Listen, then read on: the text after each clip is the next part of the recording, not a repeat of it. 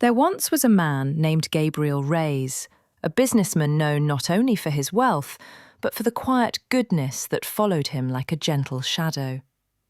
He built his company from the ground up, brick by brick, late night after late night, sacrificing sleep, comfort, and sometimes even his own happiness.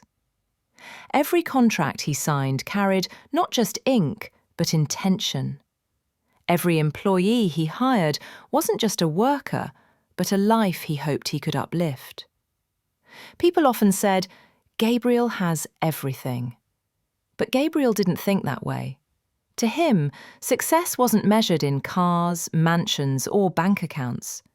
Success was the satisfaction of knowing he helped someone, even in the smallest way. Yet in the middle of all that noise, he felt a deep loneliness, like a room full of applause with no one truly clapping for him. That was when she walked into his life. Her name was Elena. Beautiful, elegant, with a smile that could stop time and a presence soft enough to calm the storms of a tired man's heart.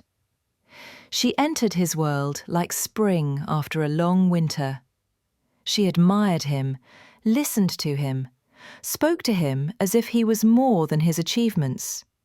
And for the first time in years, Gabriel felt seen. Within months, their romance blossomed. They travelled, laughed, dreamed. People whispered that Gabriel was finally living for himself. By the end of the year, he married her, believing he had finally found someone who loved the man, not the millionaire. But love, when blind, cannot see the shadows hiding behind the light. And Elena brought shadows with her. With gentle persuasion, subtle suggestions, and constant reminders of family needing opportunities, Elena slowly brought her relatives into Gabriel's company. Her brother joined first, then her cousin, then her uncle, who knew nothing about corporate operations, but somehow became a strategic advisor. Gabriel, kind-hearted as he was, welcomed them. "They're family," he said. "We help family." But these people were not there to help him. They were there to replace him. Soon, meetings were held without him. Decisions were made behind his back. His authority slowly evaporated. Even though he was the founder, the architect, the soul of the company. But Gabriel never suspected betrayal. He trusted the woman he loved. Until the day trust shattered. One morning, Gabriel walked into the office and felt a strange coldness. People avoided his eyes. Rumours swirled in the air like a storm waiting to break.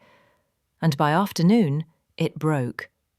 His wife, Elena, filed false accusations against him.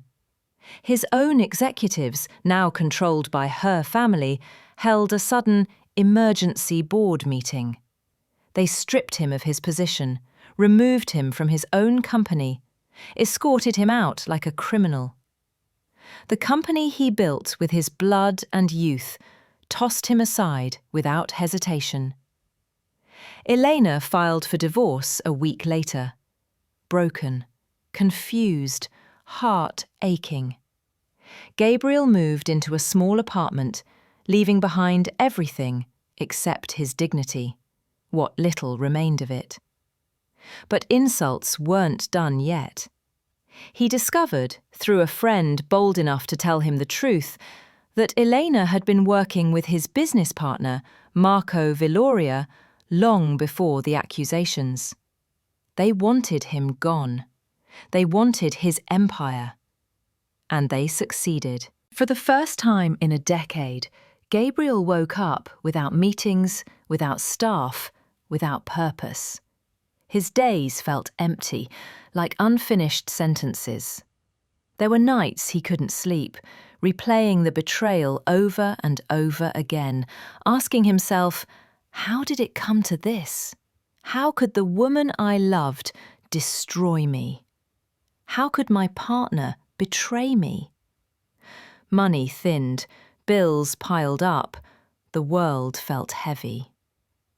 There came a moment, late at night, alone in his tiny apartment, when he looked at the city from his window and whispered, "Maybe this is where my story ends." But the universe had other plans. During one of his lowest nights, Gabriel stumbled into a forum discussing investments, specifically cryptocurrency. At first he ignored it, but something kept pulling him back. Perhaps instinct, perhaps fate. He studied it day by day, night after night, obsessively reading everything, from blockchain fundamentals to market analysis. He made mistakes, lost money, started again, learned, improved.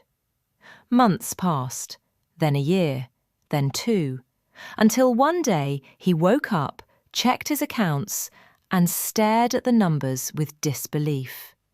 He hadn't just recovered, he had become far wealthier than he ever was. The market exploded, his strategies paid off, fortune returned to him, not in the office boardroom, but from a laptop in a small apartment. But he didn't celebrate, not yet, because something else caught his attention. His old company, the one he built, was failing. Elena and Marco were managing it terribly. Employees were quitting, investors were withdrawing, clients were complaining. The company that once stood as a symbol of excellence was now a sinking ship. Why?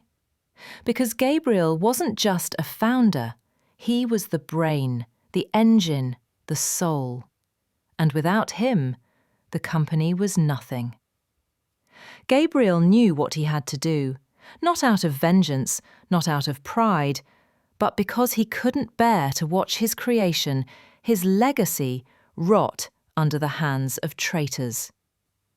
So quietly, secretly, through shell corporations and private brokers, Gabriel bought the entire company back. Marco and Elena didn't even know they sold it to him. They thought a foreign investor was rescuing them.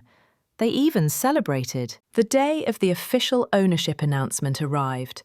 The company prepared a grand event in the main hall, lights shining, cameras ready, employees gathered to welcome the new owner, not knowing who it truly was. Then the entrance doors opened, and Gabriel walked in. Silence fell like a hammer. Employees gasped. Marco's smile froze. Elena's face drained of colour. She whispered, almost trembling, What are you doing here?" Marco stepped forward, furious and shaken. "You have no right to be here. Guards, throw him out!" The guards approached, but instead of grabbing Gabriel, they paused. One guard bowed slightly and asked, "What are your orders, sir?" The head of security stepped forward, speaking loud enough for everyone to hear.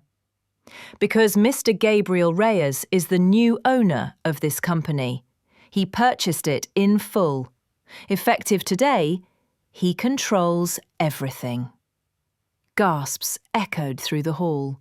Employees cheered, some cried. Marco and Elena stood frozen. Then security turned to them. "You are no longer authorized to be on the premises. Please leave."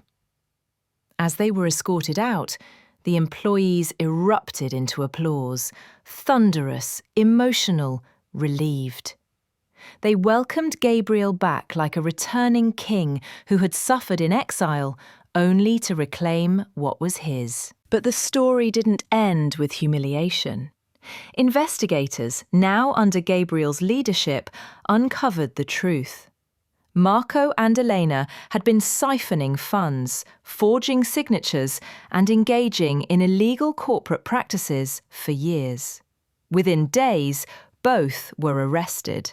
Within months, they were set to face trials that would almost certainly lead to prison. And Gabriel?